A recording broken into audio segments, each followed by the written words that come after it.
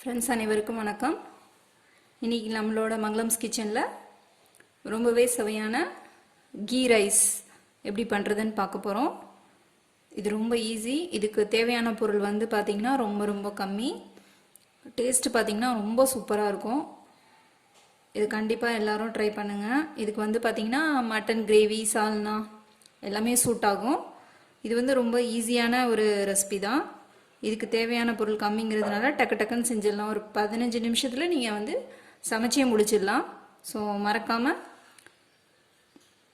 இந்த ரெசிபியை நீங்கள் எல்லோரும் ட்ரை பண்ணுங்கள். ஸோ வாங்க நம்மளோட கிச்சனுக்குள்ளே போகலாம்.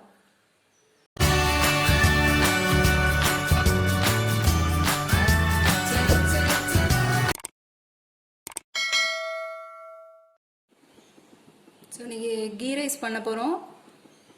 கீ ரைஸ் பண்ணுறதுக்கு ஃபஸ்ட்டு பாசுமதி அரிசியை நல்லா வாஷ் பண்ணிவிட்டு 10 நிமிஷம் நான் ஊற வச்சுருக்கேன்.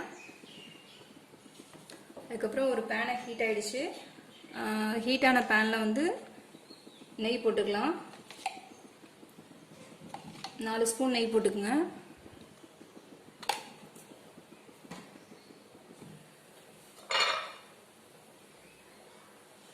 நெய் ஹீட் ஆனோன்னே ஒரு பிரிஞ்சி இலை, அன்னாசிப்பூ, ஏலக்காய் 2, கிராம்பு, பட்டை இது எல்லாத்தையும் சேர்த்துக்கலாம்.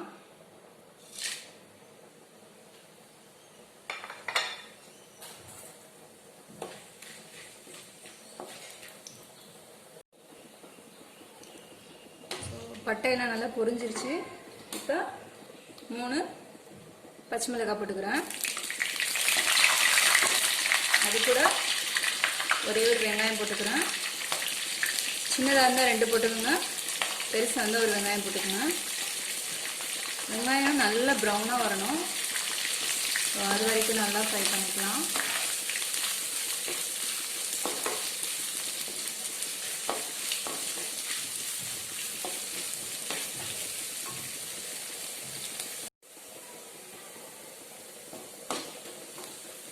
வெங்காயம் நல்லா ப்ரௌன் ஆகிடுச்சு பாருங்கள். ஸோ இந்த ஸ்டேஜில் இஞ்சி பூண்டு பேஸ்ட்டு 2 ஸ்பூன் போட்டுக்கிறேன். இஞ்சி பூண்டு ரெண்டுமே சமமாக எடுத்துக்கோங்க.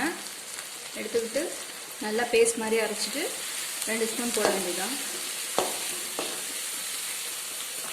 இதையும் நல்லா வதக்கிக்கலாம்.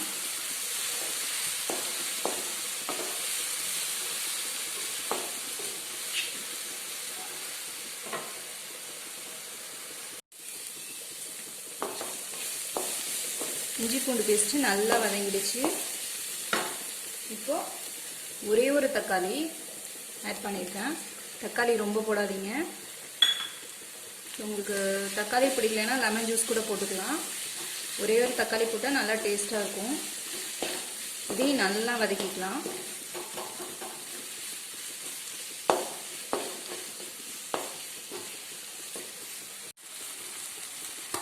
தக்காளி நல்லா வதங்கிடுச்சு.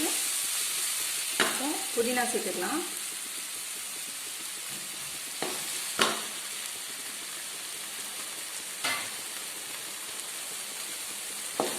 புதினா சேர்த்து ஒரு 2 நிமிஷம் வதக்குங்க.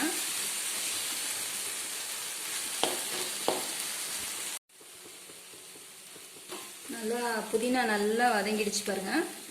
ஸோ இந்த டைமில் நம்மளோட அரிசியை நல்லா தண்ணி வடிச்சிட்டு அரிசியை சேர்த்துக்கலாம். அரிசியை சேர்த்து ஒரு 2 நிமிஷம் வதக்கி விடுங்க. நெய் பத்தலைன்னா நீங்கள் இடையில நெய் சேர்த்துக்கலாம்.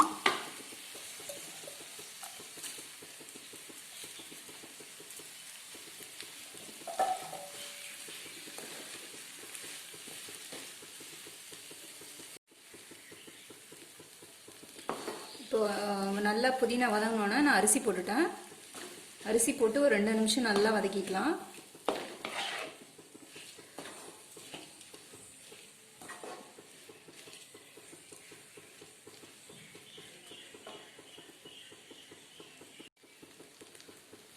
அரிசி ஒரு 2 நிமிஷம் நல்லா வதக்கியாச்சு. இப்போது தேங்காய் பால் அரைச்சி வச்சுருக்கேன்.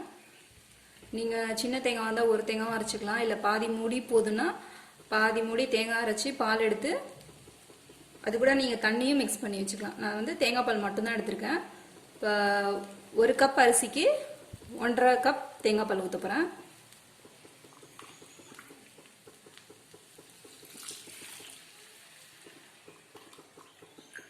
ஒன்றுக்கு 1.5 போட்டிங்கன்னா கரெக்டாக இருக்கும். நான் வந்து 2 கப் அரிசி எடுத்திருக்கேன்.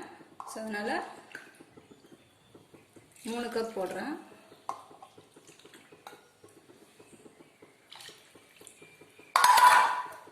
இப்போ இது நல்லா மிக்ஸ் பண்ணிக்கோங்க.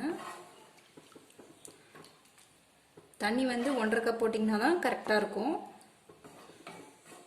ஏன்னா இதில் வேறு எதுவும் வெஜிடபிள்ஸ் எதுவுமே நம்ம சேர்க்கல. ஸோ அதனால் 1.5 கப் போட்டிங்கன்னா கரெக்டான அளவாக இருக்கும். ஸோ இப்போ நான் உப்பு போட்டுக்கிறேன். தேவையான அளவு உப்பு போட்டுக்கலாம்.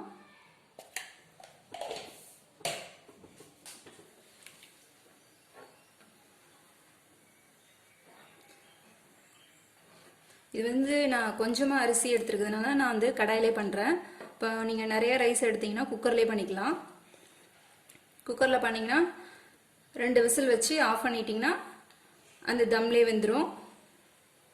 ஸோ இது வந்து நல்லா கொதி வரட்டும். இது வந்து மூடி போட்டு மூடி வச்சிடலாம்.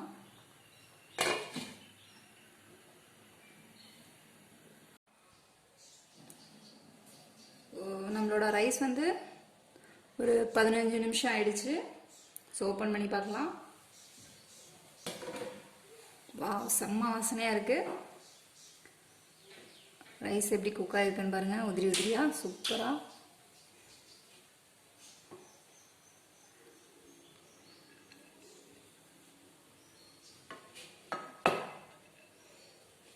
கண்டிப்பாக இந்த ரெசிபி ட்ரை பண்ணுங்கள். ரொம்ப சூப்பராக இருக்கும். ரொம்ப ஈஸியும் கூட.